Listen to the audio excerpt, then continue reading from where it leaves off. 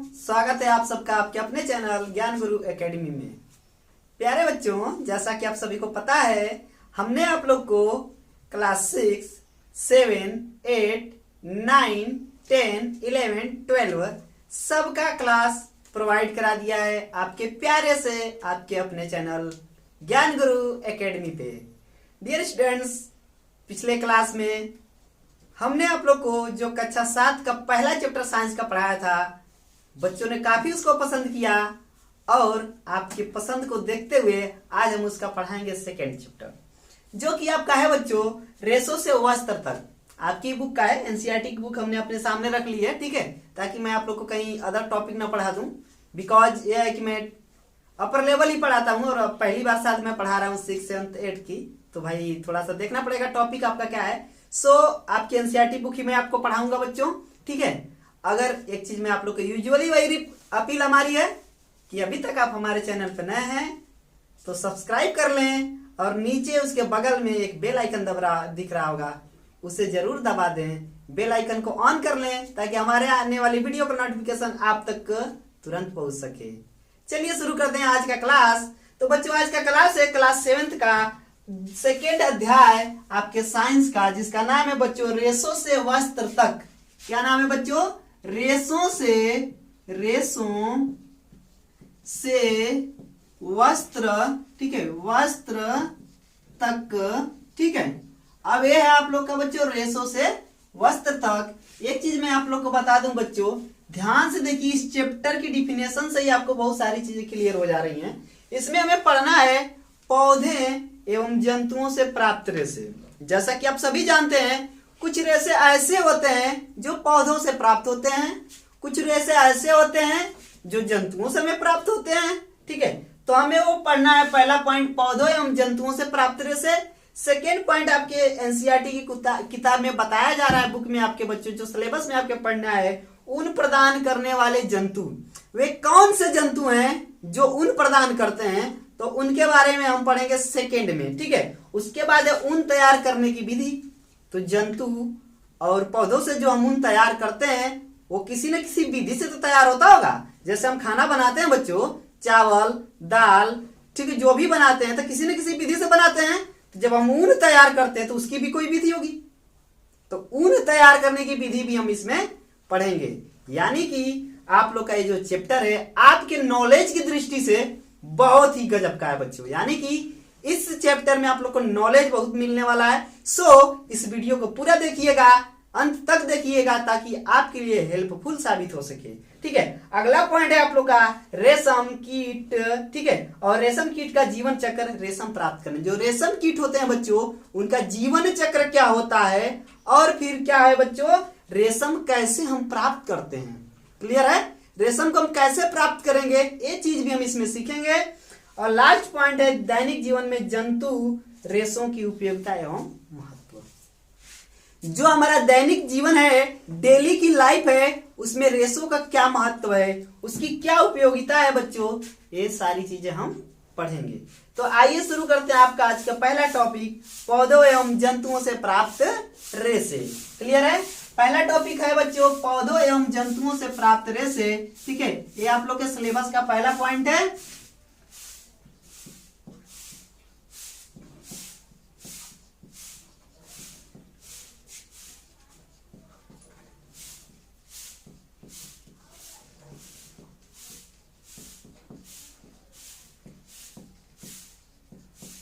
ये हुआ बच्चों आप लोग का पौधों एवं जंतुओं से प्राप्त रेशे। क्लियर है?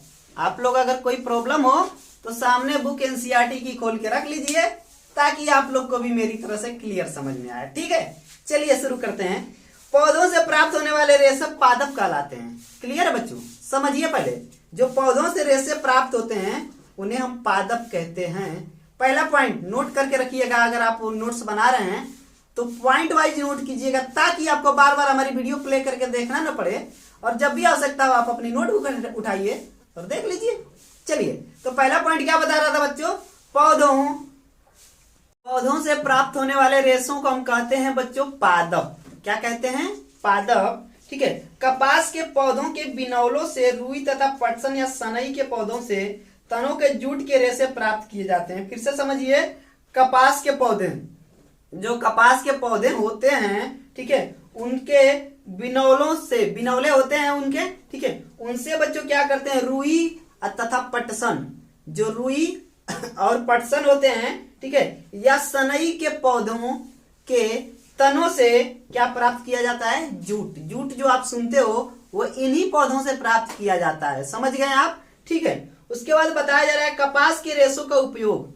जो कपास है उसके रेशों का उपयोग हम कहाँ कहाँ करते हैं बच्चों, कागज में, ठीक है, कागज जानते हो, ठीक है। उसके बाद सूती वस्त्र, चादर में, इन सारे जगहों पे, ठीक है। और सबसे बड़ी चीज पर्दे बनाने में, पर्दे जो होते हैं उनको बनाने में हम इनका यूज करते हैं। यूज यानी कि उपयोग करते हैं। क्लियर है, ठीक है। जबकि जूट के रेशों से, जो जूट के रेशे होते हैं, जूट के रेशों से रस्सी, बोरा, दरी, देखते हो ना आप अपने घरों में, ठीक है। जैसे हम गए, एक कट्टा चावल लेके आए, या फिर एक कट्टा हमने क्या लाया, आलू लाया, एक कट्टा का मतलब एक बोरा। तो जो उसमें क्या होता है बच्चों, वो जो बोरा आता है वो सारी चीजें किससे बनाई गई होती है, जूट के रेशों से। किससे बनता है वो, जूट के रेशों से। क्लियर है बच्चों। इसी प्रकार जंतुओं से प्राप्त होने वाले रेशों को सांतव रेशा कहा जाता है। समझिए, जो जंतुओं से प्राप्त रेशा होता है उन्हें सांतव रेशा कहा जाता है, ठीक है। पौधों से प्राप्त रेशों को हम कहते हैं, पौधों से प्राप्त रेशे, इन्हें कहा जाता है बच्चों, ठीक है। क्या कहा जाता है, जो पौधे से प्राप्त रेशे होते हैं। अब ये भी क्या बताया हूं, बताइए आप लोग, ठीक है, क्या बताया हूं, ठीक है। इन्हें कहा जाता है पादप रेशे। क्या कहा जाता है, पादप रेशे। उसके बाद बच्चों जो जंतुओं से प्राप्त होते हैं, जंतुओं से प्राप्त रेशे, जंतुओं से प्राप्त रेशे को हम क्या कहते हैं बच्चों, ठीक है, सांतव। क्या कहते हैं, ध्यान से देखिए, नाम आप लोग को नया नया सा लग रहा होगा, सांतव रेशे कहते हैं, ठीक है। पौधों से प्राप्त रेशे पादप रेशे, जंतुओं से प्राप्त रेशे सांतव रेशे कहलाते हैं। क्लियर हुआ इतना, ठीक है। ऊन तथा रेशम प्रमुख जानतव रेशे हैं, ठीक है। यहाँ पे बच्चों सांतव रेशे जो हम लिखे हैं इन्हें जानतव रेशे भी कहा जाता है, ठीक है। क्या कहा जाता है, जानतव रेशे, जंतुओं से प्राप्त होता है। तो यहाँ पे सांतव की जगह पे हमने क्या कहेंगे, जानतव रेशे, ठीक है। क्या होगा बच्चों, जानतव रेशे कहा जाता है। उसके बाद एक चीज आप लोग को बताई जा रही है कि ऊन तथा रेशे प्रमुख जानतव हैं, ठीक है। ऊन और रेशम प्रमुख जानतव है। जो ऊन और रेशम है बच्चों, ये दो चीजें प्रमुख जानतव है।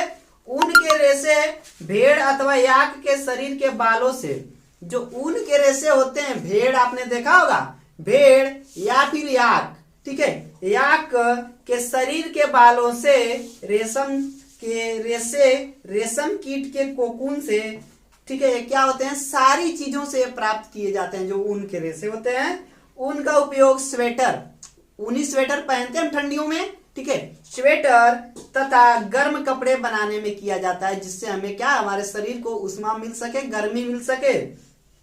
जबकि रेशम के धागों से रेशमी वस्त्र बनाए जाते हैं, और जो रेशम होता है बच्चों, उसके धागे से हम बनाते हैं रेशमी वस्त्र। क्लियर है, सारी चीजें आपको अगर स्पष्ट हो गई तो एक पॉइंट और मैं आप लोग को बताता हूं।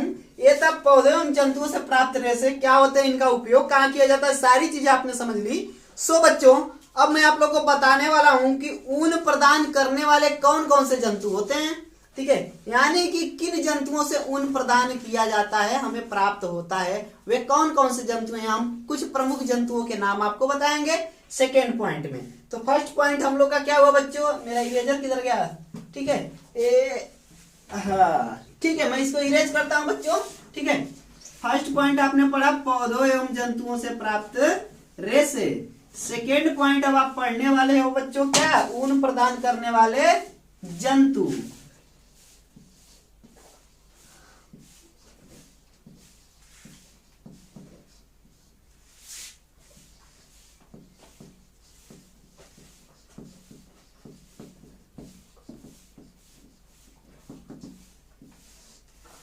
चलिए इनके बारे में थोड़ी सी जानकारी लेते हैं। सामान्यतः भेड़ की त्वचा के बाल से प्राप्त किए जाने वाले मुलायम घने रेशों को ऊन कहा जाता है। सामान्यतः किससे बच्चों? भेड़।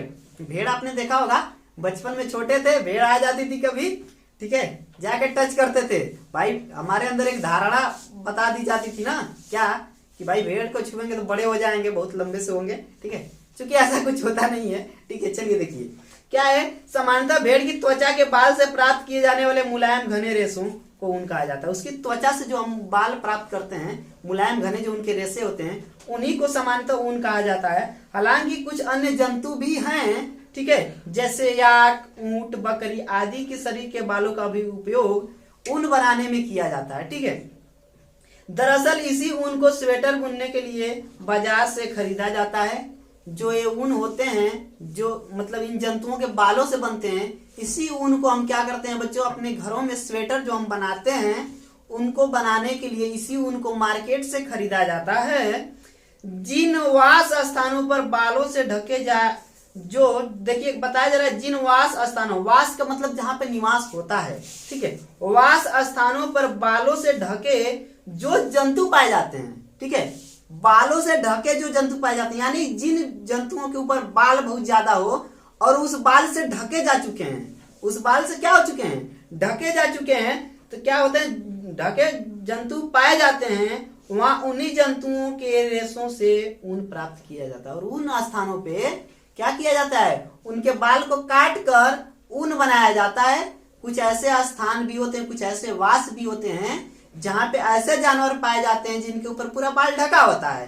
तो उन स्थानों पे हम क्या करते हैं, उनके बालों को काट कर फिर क्या करते हैं बच्चों, उनसे रेशा प्राप्त करते हैं, उन्हीं को वहां पे उनके जगह पे प्रयोग करते हैं बच्चों। उदाहरण है इसके कुछ जम्मू कश्मीर, ठीक है, जम्मू कश्मीर के पहाड़ी क्षेत्रों में पाई जाने वाली अंगोरा बकरी, ठीक है, ये जो जम्मू कश्मीर आपका पड़ता है बच्चों, इसके पहाड़ी क्षेत्र में एक बकरी की नस्ल पाई जाती है जिसका नाम है, उस बकरी की नस्ल का नाम है अंगोरा। क्या नाम है बच्चों, अंगोरा बकरी, ठीक है। तो अंगोरा बकरी से अंगोरा ऊन तथा बकरी, ठीक है, कश्मीरी बकरी से पश्मीना ऊन, अंगोरा बकरी से अंगोरा ऊन, ठीक है। उसके बाद बच्चों कश्मीरी बकरी से पश्मीना ऊन की सालें बनाई जाती हैं, ठीक है। जो हम कश्मीरी सालें ओढ़ते हैं, देखते हैं आप लोग मौसमों में, सर्दी के ठंडी के मौसमों में लोग बेचने आते हैं तो कहते हैं क्या कि ये कश्मीरी साल है। तो साल दो तरह की हैं, कौन कौन सी बच्चों, जो अंगोरा बकरी के ऊन से बनती है उसे हम क्या कहते हैं, अंगोरा ऊन, तथा जो कश्मीरी बकरी के ऊन से बनती है उसे कहते हैं पश्मीना ऊन। और इन्हीं ऊनों से सालें बनाई जाती हैं। याक का ऊन तिब्बत और लद्दाख में प्रचलित है। यह दो देशों के नाम है, तिब्बत और लद्दाख। यहाँ पे बच्चों क्या है, जो याक होता है, ठीक है, उसका ऊन प्रचलित है, प्रसिद्ध है। दक्षिण अमेरिका में लामा और एल्पेका नामक जंतुओं से ऊन प्राप्त किया जाता है। जो दक्षिण अमेरिका होता है बच्चों, वहां पे लामा और एल्पेका नामक जंतुओं से ऊन प्राप्त किया जाता है। क्लियर है बच्चों, ठीक है। तो यहाँ पे हमने कुछ ऐसे जंतुओं के बारे में भी पढ़ लिया जिनसे हमें ऊन प्रदान किया जाता है, यानी कि ऊन हमें प्राप्त होता है। सो बच्चों आज हमने क्या पढ़ा, 2 पॉइंट पढ़ा, पौधों एवं जंतुओं से प्राप्त रेशे, और सेकेंड हमने पढ़ा क्या, ठीक है, ऊन प्रदान करने वाले जंतु। मुझे बार बार आपकी किताब देखनी पड़ी इसलिए रही है क्योंकि कहीं मैं आपको अदर टॉपिक ना पढ़ा दूं, बिकॉज मैं पहली बार पढ़ा रहा हूं बच्चों आप लोग के साथ। चलिए मिलते हैं अगले क्लास में। और अभी तक आप हमारे चैनल पे नए हैं तो जल्दी से हमारे चैनल को सब्सक्राइब करके बेल आइकन दबा दें ताकि आने वाली वीडियो का नोटिफिकेशन सबसे पहले आप तक पहुंचे। चलो बच्चों मिलते हैं नेक्स्ट क्लास में, तब तक के लिए bye bye, best of luck for your bright future.